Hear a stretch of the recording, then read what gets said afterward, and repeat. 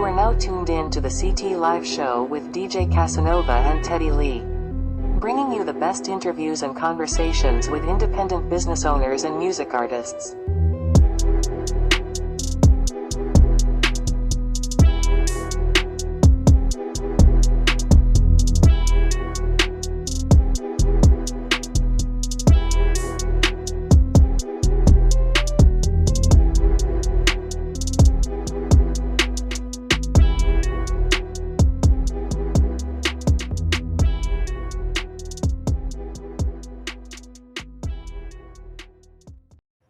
What it do, everybody? What it do? What How up? y'all What doing up? today? What up? Kaz, what's going on, baby? How you doing? I'm good, brother. I'm good. Man, I got to tell you, today is an extra special day, man. It's very near and dear to my heart because we're going to be talking about food, man. And I love me some food, you know. But now we're talking. Yes, today's guest, we have Mr. Fabian Hall. How you doing, my man? Thank y'all for having me, man. I'm doing pretty good.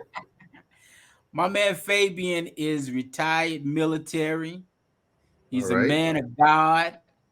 Yeah, Matter of fact, he kind of how should I say this? Maybe perfected or come close to perfected his game of being a chef in the military, although he was cooking way before then. I don't know if he had some brothers and sisters that he had to get on the stove for, but we're going to let him introduce his own self, tell you a little bit about himself, and then we'll go ahead and chime on in. So tell everybody about yourself, Abe. Like you said, I'm a man of God first and foremost. I'm a family man. I treat my customers like they family. I mean, if my family ain't going to eat it, I ain't going to feed it to my customers. I ain't going to say I perfected everything in the military. I think I matured and grew upon what I've done in the military and excel from there, because in this game, you can never stop learning. You can never stop trying to develop. You can never stop trying to make something better than what you last made it, simply because food is always evolving. Food is always something you can turn to. You feeling down, go make you something good to eat for comfort. You have a death in the family. What do? You end up having a repast out there so everybody can laugh and giggle and break bread together. You get married. You can't get married without a good meal like behind it. I mean, food is just the way to everything to me. For real. So for me, food, I ain't gonna say food is life, but it's a big part of my life. Oh, it's a big part. I have a few family members that are chefs. Gotta eat. I might be slim, but I like to eat. Everybody used to tell me all the time, don't trust a skinny chef. I think in my older age, I started putting on a few extra pounds, but I'm far from That's fat. From all that tasting. That's from all that tasting, though. Still trust me, I just ain't fat. You can still trust me. I ain't fat. I ain't skinny as I used to be, but I'm definitely not fat. I'm going to jump right in and say, what kind of cuisine is your specialty? What's your specialty cuisine? Usually most chefs do a little of everything, but what's your specialty? A real chef hates that question, because a real I know, chef, that's why I asked, because I've asked my cousin quite a few times.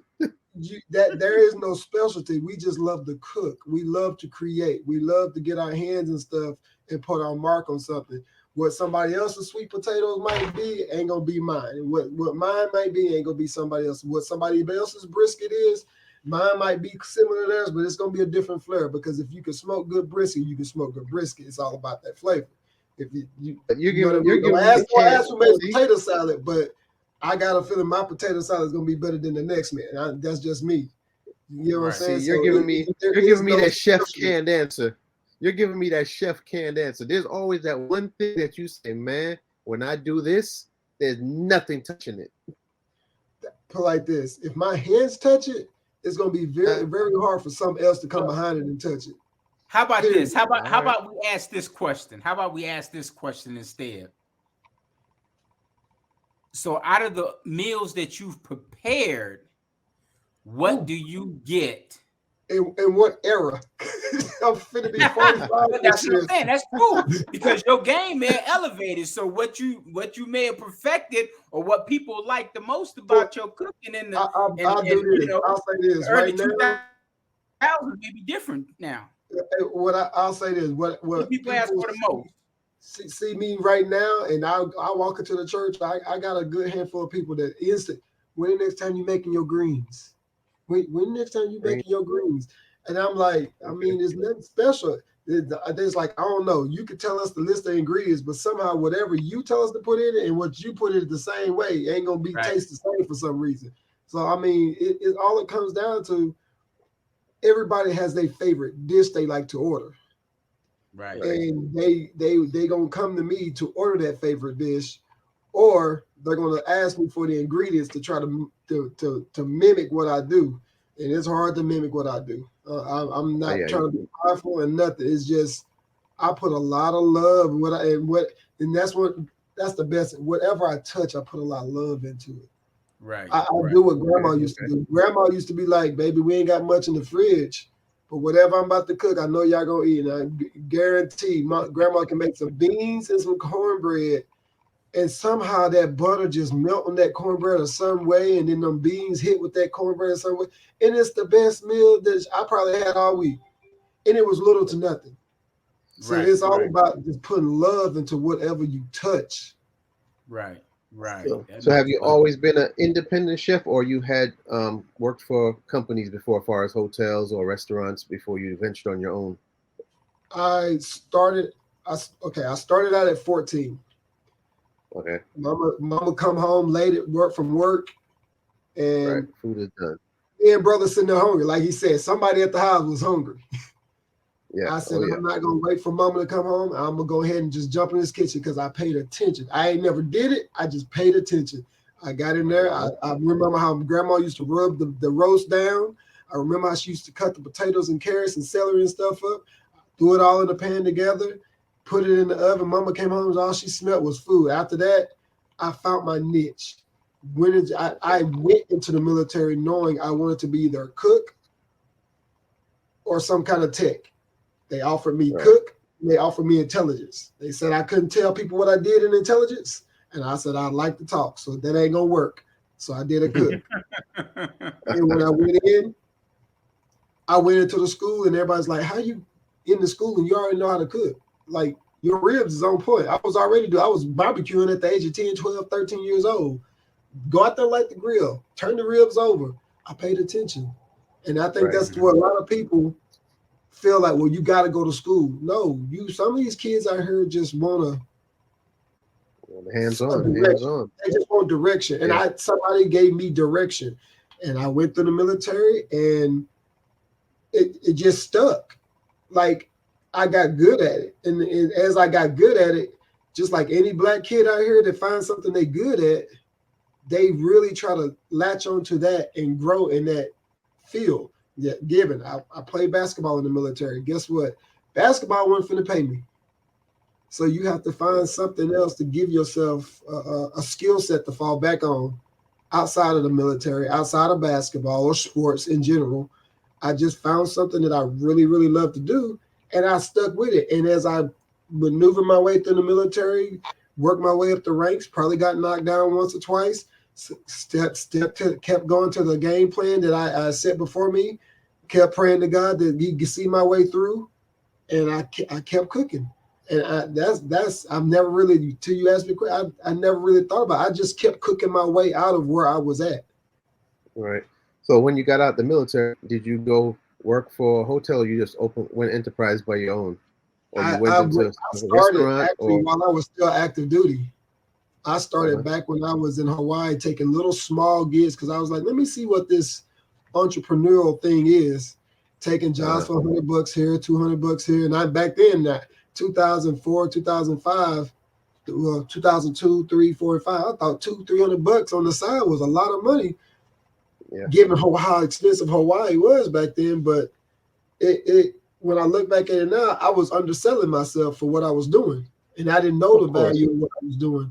So I kept trying to develop my niche and develop my entrepreneurship.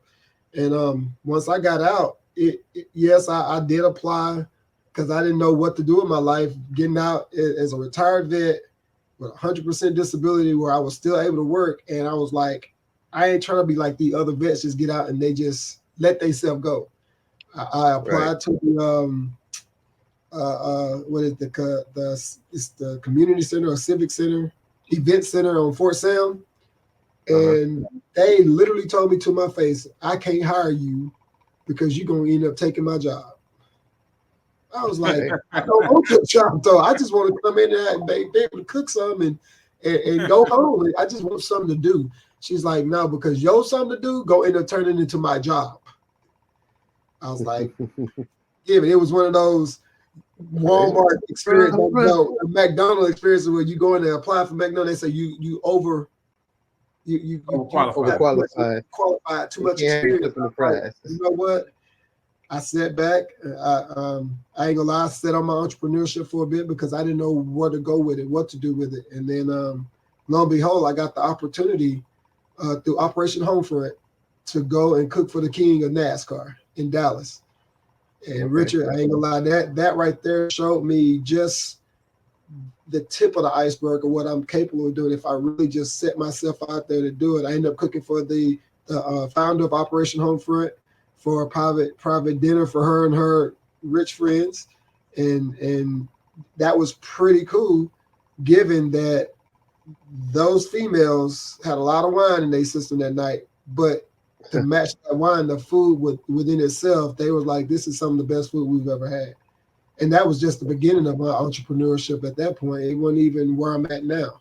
So I that again showed me as a minority, a colored person, a black man, if we put our minds to something and we really buckle down and put our foot into something, we can be successful.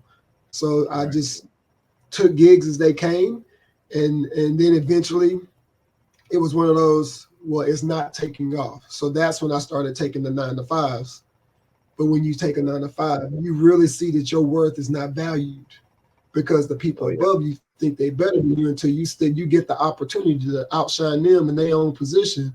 I messed around and told the executive chef at Dell Children. He was doing a catering gig for the bigwigs there. And he was doing something with some empanadas, and he put some dry greenery on the plate. And I said, bro, why did you not blend that and make a pesto out of it, make a drizzle out of it, and it would have looked a lot more vibrant and a lot better on that plate with that empanada than what you threw on the plate. It was another chef there that was a Marine. And, you know, Marines they have no filter. Yeah, they don't hold back. She messed around and said a side note, thing or two, and laughed at him. That man walked off so red in the face, and man, he's like, how that a food service supervisor come in here? I said, well, you saw my resume, you saw what I'm capable of. They started having cooks come up missing on the weekend, not showing up for work, or the food come out and it looks like straight crap. So what I do, I took that opportunity. I jump back there in the kitchen and I put a whole line of food together for them. And everybody comes to, oh my God, look at this. The weekend food never looks this good. This food look better than some of the food they put out here during the week. Again, just what it shows what a black man can do in a small, just given opportunity, just by putting his mind to it. And a lot of the cashiers like, why are you even here? Like, you outshine everybody back in their kitchen, but yet you're up here training us, monitoring us, supervising us, putting signage on the wall. You should be in somebody's kitchen somewhere. And then I got the opportunity through Civitas. They, the regional chef at the time, he was black. He had a job open. I applied. They brought me out. I did the chef demo. They wanted some appetizer, main course, and a dessert. I did it, some steak nachos. Then I turned around and did like a grilled chicken with some vegetables. And then I did like a small dessert. He saw the steak nachos and he was like, hired. I was like, you didn't even get to the, he's like, nah, hired. He's like, I use spaghetti squash instead of regular pasta for the dish, the main course. And he was like, dude, you can take whatever's back here and make this. He said, hired. He went up there and got the ED at the time, and she tasted. She walked in. She said, "Wait a minute, we ain't got food like this been served here since I've been here. So can he start?" He said, "Hold on now, taste the food." She tasted it. She said, "Hired." So I automatically got 2 approvals, and that started my venture into assisted living, which was right up my alley because my grandmother passed from Alzheimer's. And that was her. And she was the influence behind me cooking. So of course I said I'll jump right in and take the position. But when I took that position, it really opened me up to learning more about budgeting, learning more about P&L, learning more about ordering. Like it gave me a whole nother avenue of perfecting my niche while still making a 9-to-5 check.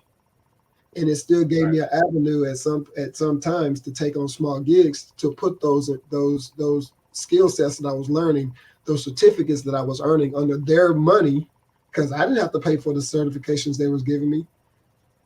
That's a win-win for me.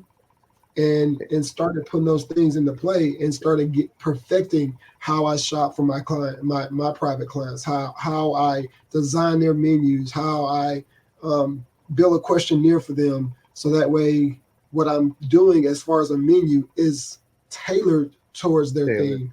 You can't just build a menu for somebody because they say, we're getting married. Okay, you're getting married. What's the size of the party? What time of day are you getting married? What are your colors for the marriage? Is it going to be inside or going to be outside? Things like that. You got to know specific details to dial that menu in that much further, so that way they get that much more personal touch with what you're trying to do. Because nobody wants, in summertime, don't nobody want no chitlins, pig feet outside in the heat sitting on. No, that's going to either start smelling or get somebody sick. So you get what I'm saying? Is you have to have certain dishes for certain conditions. It's just before you go too deep, because that was a question I wanted to ask you about your food cost and put that into the budgets. Because a lot of younger people starting out for chefs or cooks or people that want to get into kind of business, they don't realize it's not just all about, it's all about knowing how to balance your food costs to be able to have a profit at the end, or at least make sure you're not spending too much on certain things and how to budget. So can you go a little in depth on how you came about getting better at your food costs and knowing, like, when you have catering orders and how to make sure the budget stretches correctly and everything works out? Because some people just think it's, I get in the kitchen and start cooking. There's a lot of other things that go along with being a chef. Yeah, I think, Teddy, we were talking about that earlier. Like, a lot of people just think you can just get in the kitchen and throw down. Almost anybody can throw down. That's a cook. It takes a chef to know how to do the purchasing. It takes a chef to know how to calibrate their time. Because a lot of people that start out, I was guilty of it too. I did not understand. I ain't gonna say know but understand my worth. There's a difference. I know how much I'm worth, but I didn't understand how to put that into the bill. So now if you call me to come crack an egg at your house, you off top paying me $150, period. That's my time, my gas, the wear and tear of my car, my energy, period. If I got to come to your house and crack an egg, that's $150 off top. No questions asked. You don't want me to come to your house? You don't need my services? Because you don't want to pay that $150? Great. Because one thing that I've definitely learned, we as Black people do not, we understand our worth. We might voice our worth, but we don't document our worth when it comes to invoices. We sell ourselves short. And I ain't gonna lie, I've done it, and sometimes I still do, depending on the client. But if you're selling yourself short, you need to understand you need to be getting something on the back end. You need to be getting more word of mouth. You need to be getting some kind of more business because of it. You need to be getting some kind of profitability out of the work you're doing. It should not be that you do the job and only make $50 and you don't get nothing else behind it. You don't see any rewards. That's not business. But so do we do that because we think we're not worth it, or do we do that because we don't think they're going to pay for it? It's because we don't know how to market ourselves to the Caucasians. It's because we don't know how to market ourselves to the Asians. It's because we don't know how to market ourselves to Hispanic. We get so tight-knit with our circle. We need to expand our circle. We need to expand our network. We need to expand our mindset. We need to stop thinking outside that box that we put ourselves as within our community. Because like I told you, Teddy, our community will click like, click love, click the ha-ha laugh face, will put clap hands up under as a comment up under your post, but they don't support. A like doesn't put money in my pocket. A like does not put food on my table. A like does not pay a gas bill or a light bill. Your support does. And there's multiple ways how to support. If you ain't got the money to hire me, you know somebody who can hire me because of my worth. Right. Don't ask me for a quote on something. I give you a menu. And as soon as you see the menu, you're like, oh man, that's going to be expensive. How about you talk to me first and then we dial your menu in towards your budget to where I still make a profit and what you want. Don't look at the menu that you asked me to design and you jump ship and go somewhere else simply because that menu scares you. Right. A menu, food is food. The same thing I can go buy a tenderloin and grill it, or I can buy a tenderloin and cut it in filet mignon, and it's the same product. It's just served different. It's just that simple. Can I charge more for the filet mignon? Yeah, I could probably charge about $5-10 more for that dish per plate. But yet and still, it's about your budget. If you can't afford me cooking you filet mignon, you can afford me grilling off you a tenderloin and then slicing it up in beef cutlets. It's the same product, just cut and served different. Yep. It's just that simple. People don't understand that. When they reach out to a chef, talk to the chef and actually ask them, once they give you a soft menu of what you're wanting, how can we dial this in more for our budget instead of jumping ship? And you reached out to me. You sought my services. I didn't come to you and say, I know you're getting married. Let me cook for you. No, you came to me, so you already wasted your time and energy of sorting me out, seeking me out to make this menu for you, which I probably spent about 2, maybe 3 hours, depending on how hard it is. Sometimes it'll take me 30 minutes to throw a menu together. Because once you start building the repertoire of menu items, you kind of have an idea of what goes with what. Right. But you sit here and you're going to, hey, I need your services, and renege at the last minute after I just spent, let's say on average, a chef will spend maybe 2-3 hours designing the menu, trying to dial it in as best as possible to try to entice that client to come in. But then you jump ship and go somewhere else because you feel like you don't want to pay that chef what he's worth.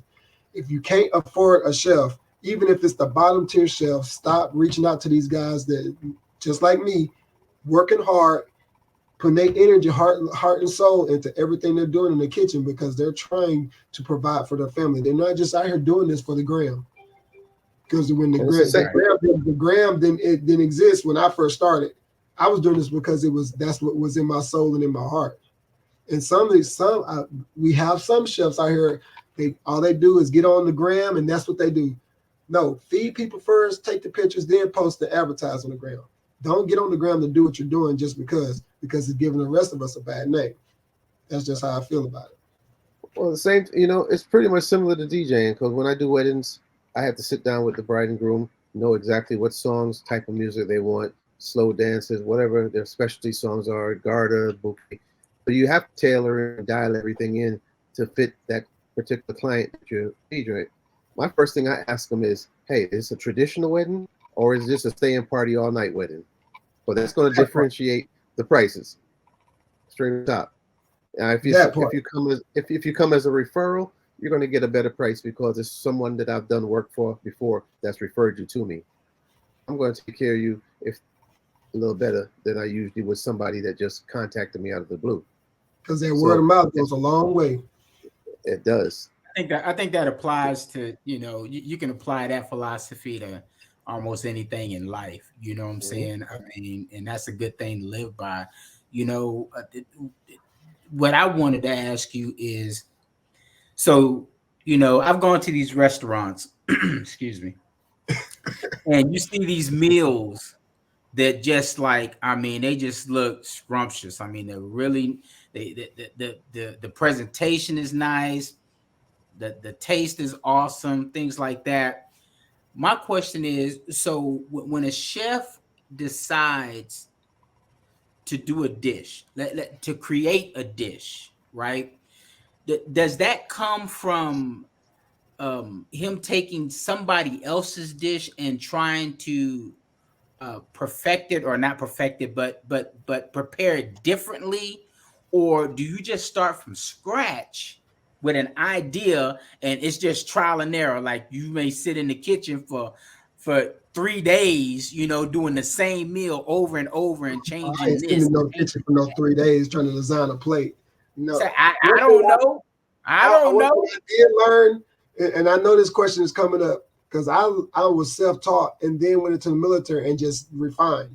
I didn't go to school till after I had already learned almost everything I would learn in school. But one thing they taught us in school is to get a piece of paper out, draw a plate, and then kind of do your little squiggle lines of what and how to put it on the plate. That didn't work for me because it looked like a bunch of squiggly lines to me. So what I started doing, I started playing with my plates. I took a portion this, portion this, portion that. So that way when I do my display plates, I start playing with it to see how did it look. You want the most elegant presentation. And then it depends on the dish. A meatloaf plate ain't gonna be as elegant as stuffed salmon. I mean, Right. stuffed salmon is gonna have all your pretty vegetables coming out of it. Once you slice it, you're gonna have that pretty white sauce, white wine sauce, lemon sauce, butter sauce, whatever sauce you put on it, it's gonna have it either on the bottom or draped over the top. Then you're gonna have a rice. A lot of people don't understand. You can mess some rice up, and the client gonna be like, "What is this?" It's gonna look like porridge. So nobody won't know sticky rice all the time. Sticky rice goes with some dishes, not all dishes. Most people want a good fluffy rice that the grains fall apart and you can eat it and you understand what you're eating. It's just as simple as that. But if you got a meatloaf plate, that's what I call a rustic plate because the colors in it. You got brown, you got red, you got the mashed potatoes, depending on what you got in the mashed potatoes. Me, I like to leave my peels on my mashed potatoes. I like to roast them, then I like to blend them and then puree them to get a good mashed potato with the roasted peel in them. That flavor that changes the flavor on a whole nother level. But that's still a little extra more brown on that plate. That's why I say it's a rustic plate. It's not creamy white. It all boils down to you have to develop artistic eye. That's why it's called culinary art. It's not called culinary automotive. It's not called because automotive is dirty, oily, and everything. It's culinary art. You're literally putting what you see and feel in your soul and your heart on that plate. But then on the other side of the coin, here's this one: iron sharpen iron. If I've seen a chef that did this plate or this dish or something similar, of course I'm gonna look at what he's done and then put my own spin or twist on it. Because guess what? That's that whole trial and error. If somebody's already did it, learn from what they've done, learn from the mistakes they made while doing that dish, and then take it and flip it and make it your own. How many years people been doing greens and cornbread and yams, and I got to where depending on the crowd, if it's our crowd, our people want sliced or cut yams on a plate that they can see and cut. But then you got those that are the uppity side of our culture and the Caucasian side of the culture. They like the mash. I have a mashed candy yam, and I do it. It has to be smooth. It doesn't need to be fibery. It needs to be as smooth as it possibly can. It just depends on the crowd too. But that changes the plate, because if it's a soul food plate, don't nobody really care how it's on the plate, because you probably at a cookout somewhere or you at a family sit down meal. They gonna put that from the plate and throw it down and eat it. They gonna still tell you it's good. They gonna still tell you it look good. But if you're on the upscale side of town, them mashed candy yams with that caramel drizzle over the top, with the toasted, the flambe marshmallows on top, that's gonna hit a lot harder than what it hits over here because that's they thing. So so not only are you learning from somebody else, but when you decide you want to try to change your networking area of who you're providing service for, you got to understand what you're doing over here, you can't do over here, and what you're doing over here, you can't do over there. Okay. That's hey, well said. I got another question for you. I know you learn different things from different areas, different things, but when you mentioned you were in Hawaii, what did you learn to perfect when you were in Hawaii? Because I know they like a lot of pork, a lot of pig. I wasn't love even my the pork. food there. It wasn't even the food that I learned to perfect there. It was the batch cooking. Because even in the military, we did a lot of the Hawaiian stuff and learned how to do it. I had to learn how to batch cook and then learn to cook. Time out. What is batch cooking? You want to know what batch cooking is? Yeah. If I'm just cooking for us three, that's small count cooking. That's small. So that's family style cooking. But batch cooking, you're doing 20, 30, 40, 50, 100. You're doing enough food to where in one setting, you're feeding a batch of people all at one time. Okay. Makes sense. And it still has to all taste the same. And it all has to taste the same. You can't be, if I do something here, a pan later, what happened? I don't taste as much seasoning. It don't look the same. The presentation still has, that's just like if you go to a buffet and the buffet's already set up and the buffet gets ran through and then they bring a pan out and you're like, well, what's that? That don't look like what everybody else just got. No, that pan that comes out at that buffet has to look exactly the same as that first pan that came out. So being in Hawaii, my second unit that I got assigned to there, that I could cook in my first one, and it was that first unit was more so geared towards preparing for that first Iraq tour in 2003-4 that everybody went to. The food just kept cooking, and we weren't really, putting a lot of love in it. It was about every day that it was long hours and everybody was getting tired and we only had small shifts. That can burn anybody out in the kitchen. So it was more about getting the food out, get home, come back, do training, cook. But that second unit, it was more of a upscale restaurant. Yes, it was still a buffet line. You come through just like any military service and get served. But the setting was way different, more upscale. You can see they put a little bit more money into this building, which was probably a little bit newer or more brand new, more recently renovated. That is where we started doing the Boston. What is that? When you did the Boston, what's that restaurant? Boston. Boston Market. Boston Market. Your chickens, the greens, the cornbread. I ended up getting thrown on that, plus running our takeout side. So not only did I do the takeout side, but I would run over, make sure all my chickens and stuff the night prior was the rotisserie chickens were marinated, rubbed down every night.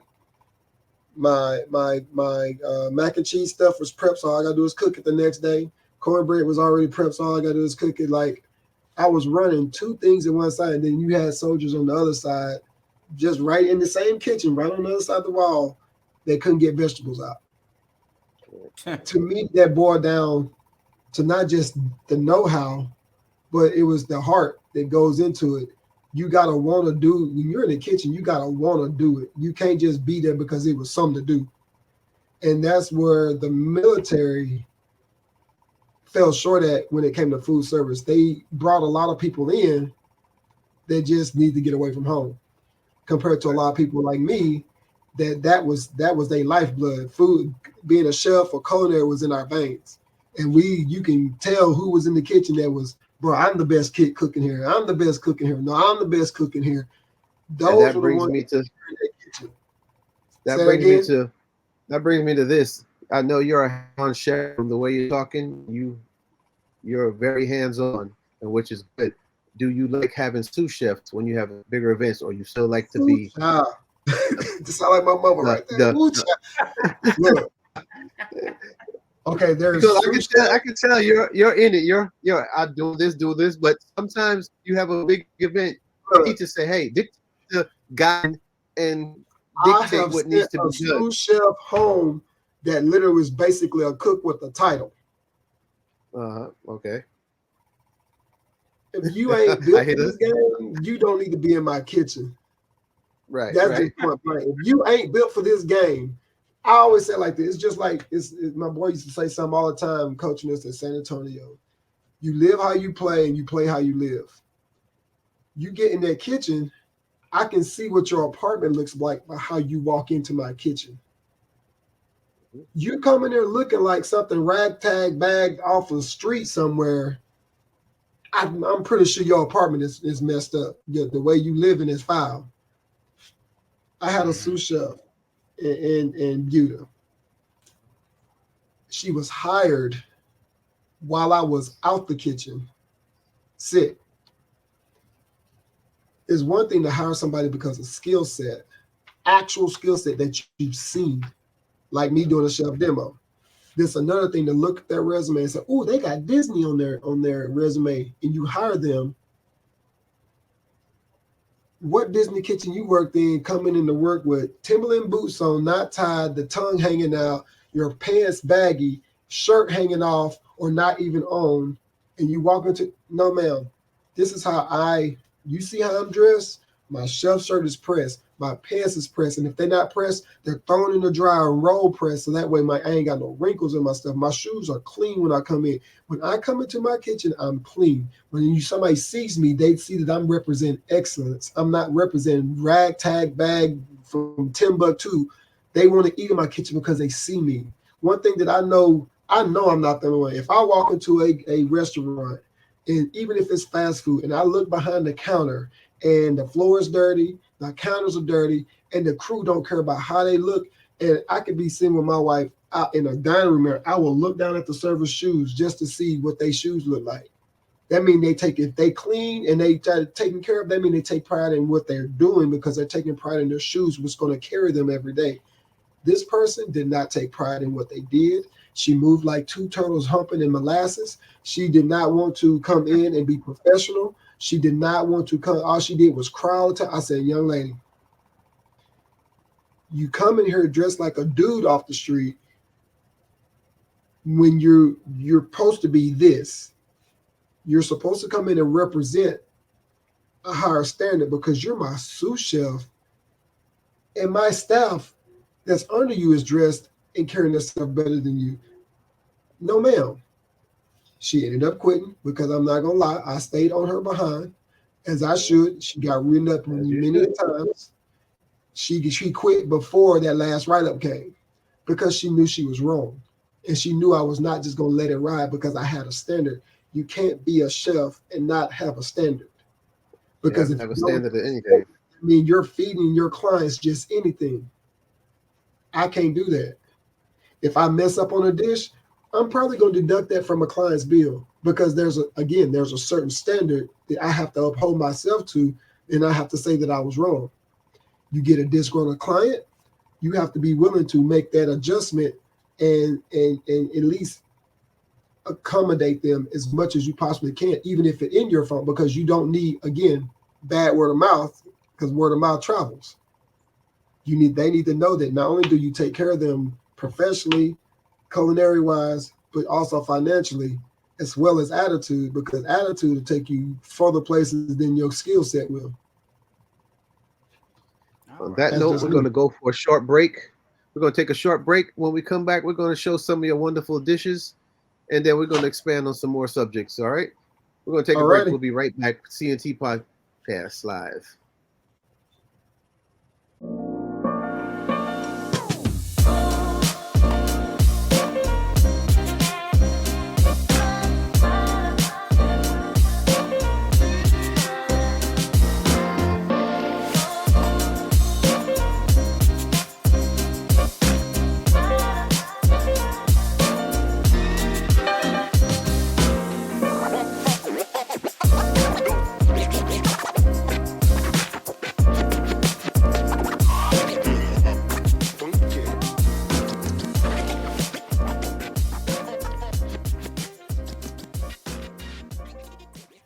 Welcome back to the we're CT back, we're Live back. podcast.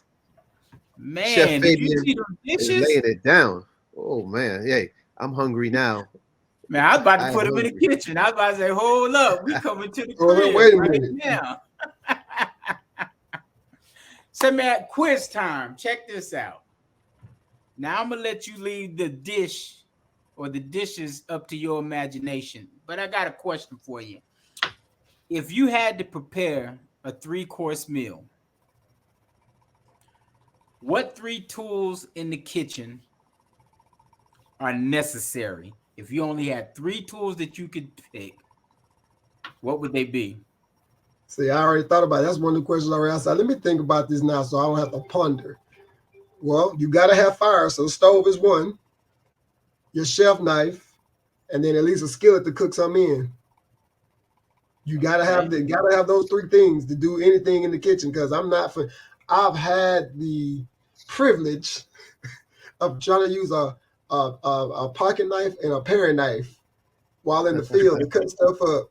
That was not fun. I got it done, but it was not fun. You guys spend some money on your knives because I've seen some chefs that I know that spends like serious money on a little small fillet knife, and I'm like, how much is that? About 50 to 100, depending on what grade you're trying to get. Yeah, it was like 100 and change for a little. I was like, what? Yep. Then you get your stone. You had to get the wet stone. And I'm like, man, I actually invested into the tumbler, and I love it. The one you see on Facebook and Instagram all the time, the round one that I love it. I love my traditional knife, sharp stones, but not having to worry about oil and water and just get it out, sharpen it, hone it, clean it, go right into it. And that thing is so sharp. And it actually lasts a decent amount of time before you have to sharpen again. So it's good to know that things that are advertised actually do what they're supposed to do sometimes. For the amount of money I spent on it, it better work. It better work. I was about to say. But I was it ain't like going to Walmart. Said it worked. I would send it back. Ain't like going to Walmart and getting that $19.95 special. I did that before and I hated it because it was like, dang, I need a knife real quick. I was like, yeah, I can't do this no more. Now, if I need a knife, I will either go online to Sam's or go to Restaurant Depot and get one of those cheaper knives that actually hold a good blade, a good edge for a while until I can get my actual knife. I think the knife that I've had the longest at this point is the knife that I actually got with my chef kit when I went to Art Institute. And I need to take and have it laser sharpened because somebody dropped it while we was in school and it chipped the blade in one little spot. And that chip is still there. I just never took the time to sit it off and have it re-edged up and grind down. But I've had that blade all that time. I run it. I use the tumbler on it, sharpen it. That bad boy is sharp when I use it. And it holds, even to the day, it still holds a good sharp edge. So I've seen knives that I want that $100, $200, $300. My wife look at me like, yeah. Okay. Do you think you'd want to open your own restaurant? Ooh, that is a loaded question. Because nobody ever wants to spend the night at work and you got a warm bed at home. Being at those assisted livings and running a whole kitchen, and you sometimes you're short on staff. So when you're short on staff, that increases your workload because not only are you doing the admin, the budgeting, and all that stuff, but now you're cooking a meal, serving a meal, exporting a meal, and then you're still cleaning up the kitchen. By the time you're cooking, you burnt, and your momentum is slow. So when you run your restaurant or your establishment, you have to go into it with the understanding there's going to be days that you're going to spend some extra hours at that establishment and not be home. So that's with everything. And somebody said, well, what about a food truck? I said, with a food truck, that's just you're overloading your wallet because now you're nothing against food trucks because they are the perfect mobile kitchen because you can take it anywhere.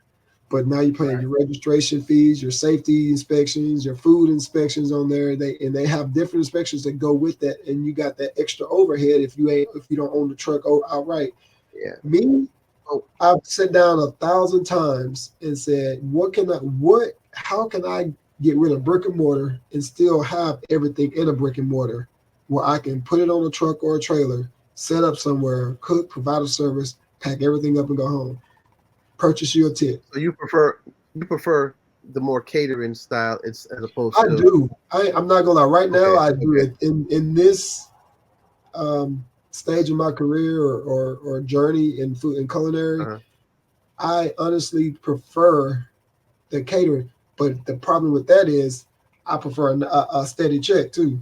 So Definitely. But because that kind of tied in why I asked that with the sous chefs and if you owning your own place, whereas you have a crack team that does everything to your standards and your name is on that building or that door, and like a Wolfgang Puck or one of the other chefs that open up a restaurant, yes, they're in there, but not 100% all the time because they're doing other things elsewhere. But their name is on that door, and their chefs that they have trained is doing everything to their standard and to how their their menu standards is of the team. designed.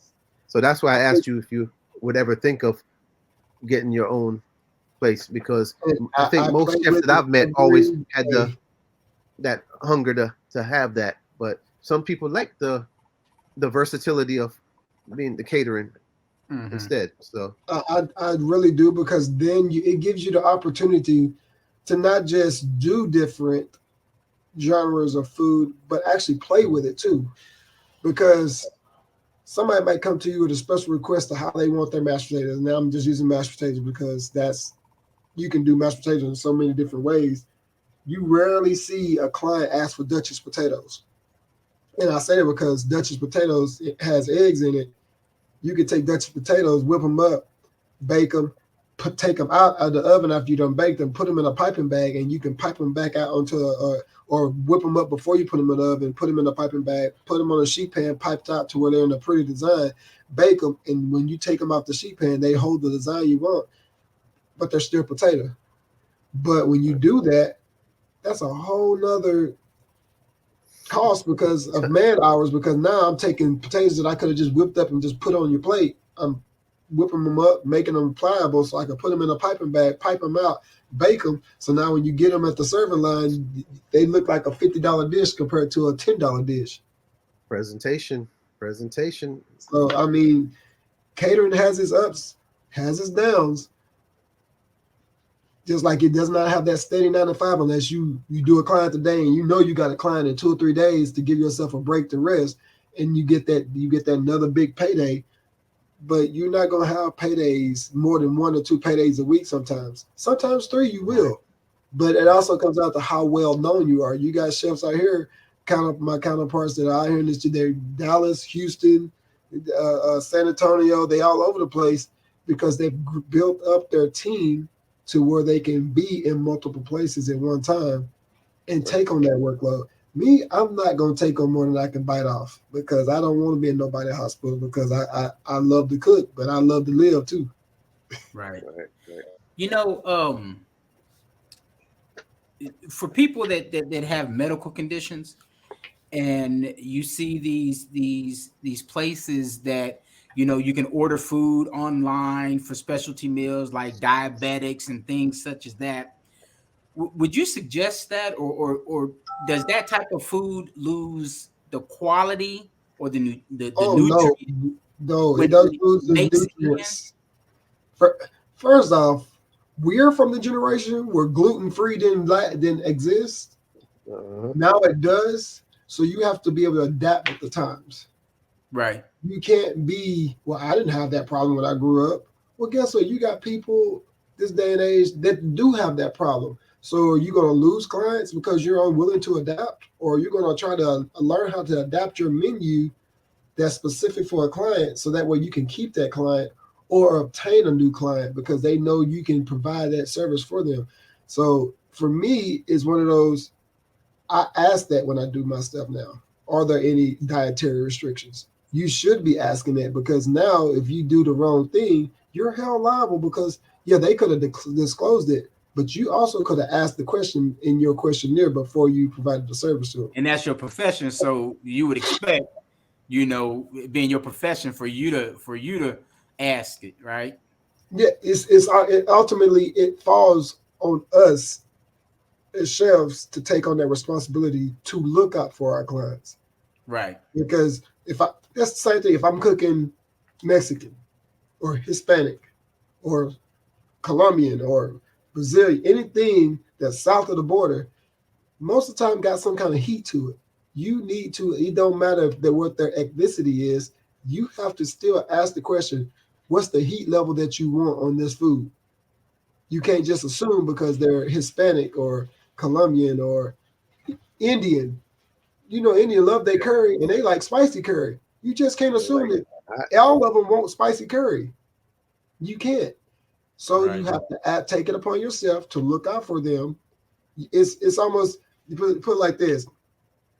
God may leave us to our own fruitions and things we do, but he still puts a restriction on everything for us, so that way we don't hurt ourselves too bad in the process of life. Same thing as chefs. We got to put a restriction out there for our clientele so that our clients don't hurt themselves, and then we end up being the blame for it. Right. That's it. Makes a lot of sense. Makes a lot of sense. Where do you see yourself being in 5 years from now?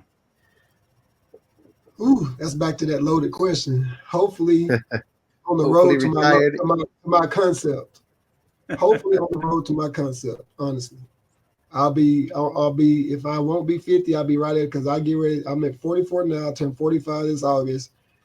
I'll be getting ready to turn 50. My goal is to, one, I need to learn how to write. I still haven't learned how to write grants yet.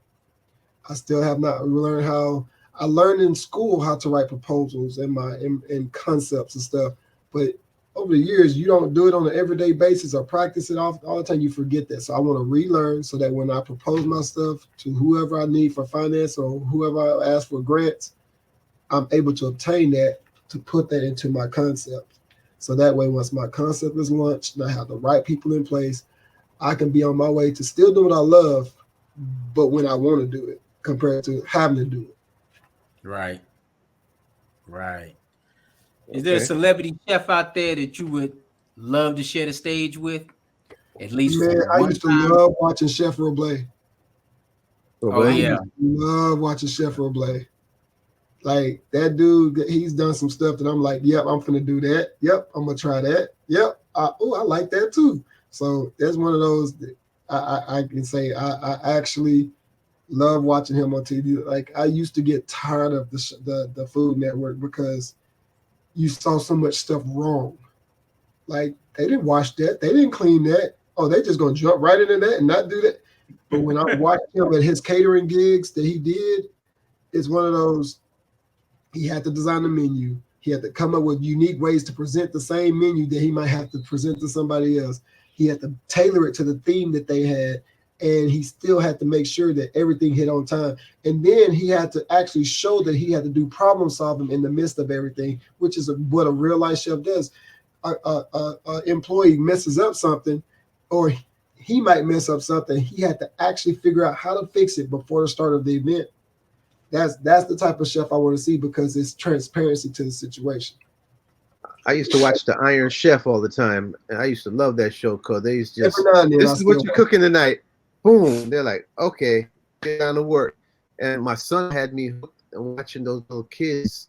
I forgot the chef's name. Junior chefs. Yeah. Those little kids. I'm like, how the hell? I'm cooking a lot of adults. You got kids out cooking adults on that show. There's some kids on that show. I'm like, how the hell they even think about trying to cook this or come up with this? And they doing it though because they have it's in their blood. Yeah, there's a passion. Exactly, it's in. It's just like some kid can pick up a skateboard and do all these tricks and flips. It's like, how did you learn that? That kid can do the same thing with a knife. Hey, yeah, man. You know what? I hate to say it, but I'm more into the show myself. Like the guy that cooks and He lets the salt rolling down his Bam. arm. Where the guy that goes bam, you know, I'm into the show. That's what get me excited. I'm into Early being the on, taster. that was Emerald. Early on, Yeah. Emerald was my guy to watch. I even bought a pair of his chef shoes because I actually that's probably one of the few old school ones that I still like. It's Emerald. Oh, Oh, and then me? there's one that we actually studied while I was in Art Institute. David Chang.